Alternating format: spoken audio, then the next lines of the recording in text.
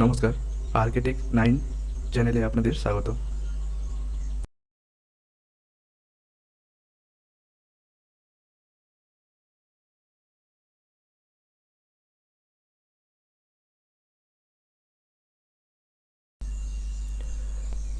আজ শপে একটি L3250 প্রিন্টার এসছে, যেটির প্রবলেম প্রিন্টারটি অন করলেই স্ক্যানার ইউনিটটি ঠিকঠাক কাজ করছে না, আর একটা দিকে স্ক্যানার ইউনিটটি এসে থেমে যাচ্ছে এবং সাথে সাথে রেড লাইট দুটি ব্লিঙ্ক করে যাচ্ছে।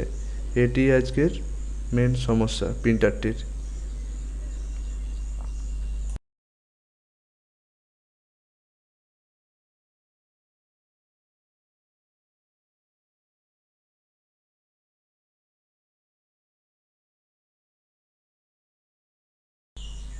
ভিডিওতে দেখতেই পাচ্ছেন একটা সাইড থেকে অন্য সাইডটি স্ক্যানার ইউনিটটা যাচ্ছে, যে পর একটা সাইডে থেমে যাচ্ছে এবং সাথে সাথে রেড লাইট দুটি ব্লিঙ্ক করতে শুরু হয়ে যাচ্ছে।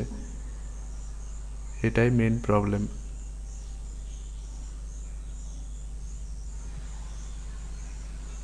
তো এখানে ভিডিওতে দেখতে পাচ্ছেন স্ক্যানার ইউনিটটির যে তারটি আছে, সেই তারটি স্ক্যানার ইউনিটটিতে লেগে যাচ্ছে। এর কারণেই স্ক্যানার ইউনিটটি কিন্তু ডিস্টার্ব শুরু হয়ে গেছে। তো এই তারটিকে আমাকে স্ক্যানার ইউনিটটি খুলে তারটিকে আমাকে ভালোভাবে সেট করে বস করাতে হবে। এটি বস করে দিলেই হয় আমার স্ক্যানার ইউনিটটি ঠিকঠাকভাবে কাজ করবে। তো সম্পূর্ণ ভিডিওটা দেখুন, আমি কিভাবে স্ক্যানার ইউনিটটা খুলছি। তো খুলে আপনাদের সম্পূর্ণভাবে ভিডিওটাতে দেখাবো। স্ক্যানার ইউনিটটি যখনই ওপেন করবেন, ওপেন করার সাথে সাথে দেখতে পাবেন তিনটি কেবেল আপনার মাদারবোর্ডের সাথে লেগে আছে, দুটি স্ক্যানার ইউনিটের এবং একটি সামনের পাওয়ার বোর্ডের কেবেল। তো কেবেল তিনটি ভালোভাবে খুলে নেবেন। খোলার পরই স্ক্যানার ইউনিটটিকে একটু বা সাইডে প্রেস করবেন। প্রেস করলেই স্ক্যানার ইউনিটটি খুলে যাবে সহজেই। তো যেহেতু আমাদের প্রিন্টারের কোনো প্রবলেম নেই, স্ক্যানার ইউনিটেরই শুধু প্রবলেম আছে, সেই জন্য আমি স্ক্যানার ইউনিটটিকেই আমাকে খুলতে হবে। প্রিন্টারটার তো আমার কোনো প্রবলেম নেই, সেই জন্য আমি স্ক্যানার ইউনিটটিকে আমি ভালোভাবে খুলে নেব। তো স্ক্যানার ইউনিটের চারপাশে 8-9টি নাট দিয়ে আটক করা আছে। তো আমি নাটগুলি ভালোভাবে খুলে নেব।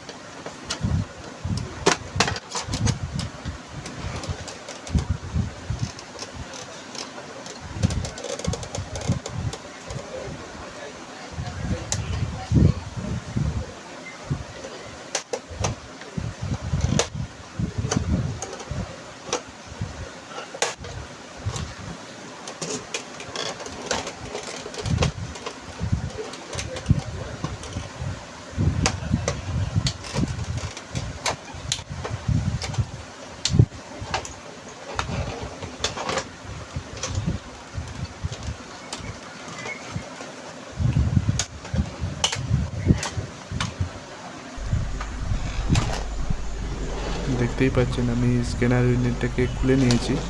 তো খোলার পরেই দেখতে পাচ্ছেন আমার স্ক্যানার ইউনিটের যে কেবেলটা আছে সেই কেবেলটা একটু উঠে আছে, ঠিকভাবে এখানে বসে নেই। তো আমি ফেভিকুইক দিয়ে এই কেবেলটাকে একটু ভালোভাবে চিটিয়ে দেবো।